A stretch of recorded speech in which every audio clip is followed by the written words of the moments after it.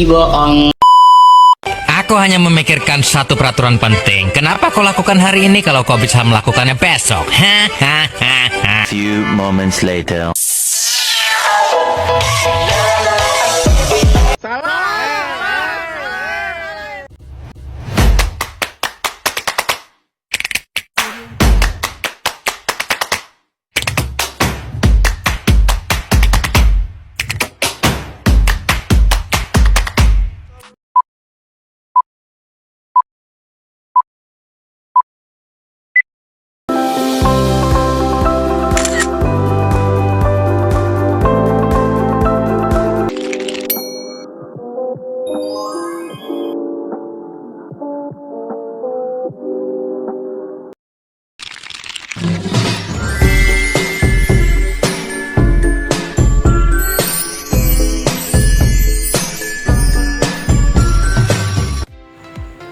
Di sini saya akan menjelaskan tentang hakikat komunikasi pendidikan dan pembelajaran sebagai proses komunikasi.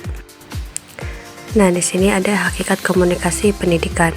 Secara umum, pendidikan diartikan sebagai upaya mengembangkan kualitas pribadi manusia dan membangun karakter bangsa yang dilandasi nilai-nilai agama, filsafat, psikologi, sosial budaya, dan ipteks yang bermuara pada pembentukan pribadi manusia yang bermoral, berakhlak mulia, dan berbudi luhur.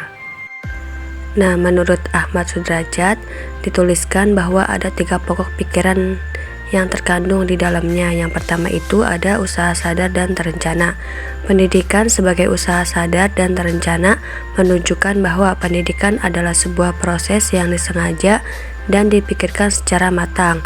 Oleh karena itu, di setiap level manapun, kegiatan pendidikan harus disadari dan direncanakan. Yang kedua itu ada mewujudkan suasana belajar dan proses pembelajaran agar peserta didik aktif mengembangkan potensi dirinya. Dan yang ketiga itu ada memiliki kekuatan spiritual keagamaan, pengendalian diri, kepribadian, kecerdasan, akhlak mulia, serta keterampilan yang diperlukan dirinya masyarakat, bangsa, dan negara. Nah, yang B itu ada pembelajaran sebagai proses komunikasi. Pembelajaran merupakan kegiatan pokok dalam pendidikan yang di dalamnya terjadi kegiatan belajar dan mengajar.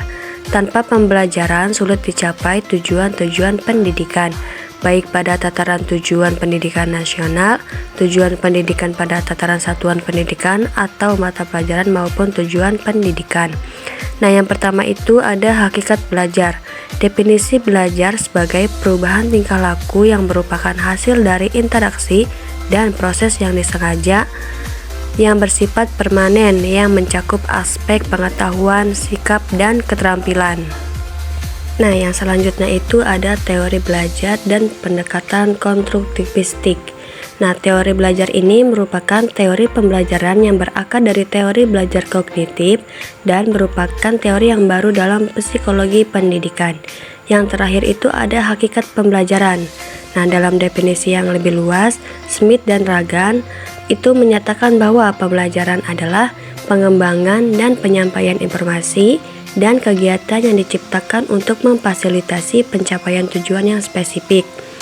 Kegiatan atau aktivitas pembelajaran dilaksanakan tentunya untuk mencapai tujuan pembelajaran yang telah ditetapkan, yang dalam istilah lain disebut kompetensi.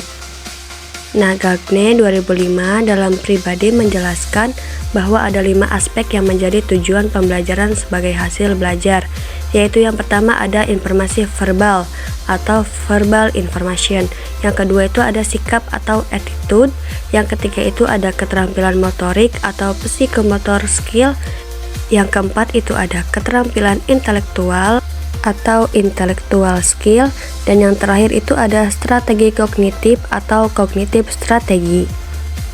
Nah, untuk mewadahi tercapainya tuntutan hasil belajar setelah dilaksanakan suatu pembelajaran, maka diperlukan reformasi interaksi dan aktivitas belajar dan reformasi paradigma guru dan strategi pembelajaran agar kegiatan yang dilaksanakan mampu mendukung pencapaian tujuan pembelajaran. Agar tujuan pembelajaran dapat tercapai, maka pembelajaran harus berlangsung secara efektif. Nah, pembelajaran efektif itu adalah pembelajaran yang mampu membawa siswa mencapai tujuan pembelajaran atau ke potensi yang diharapkan.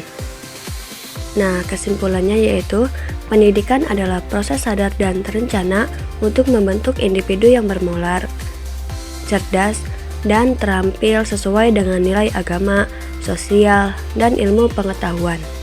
Pembelajaran sebagai bagian dari pendidikan harus menciptakan lingkungan yang kondusif dan interaktif, sehingga peserta didik dapat mengembangkan potensinya secara optimal. Teori konstruktivistik menekankan peran aktif siswa dalam menemukan dan membangun pemahaman sendiri, sementara guru berperan sebagai fasilitator.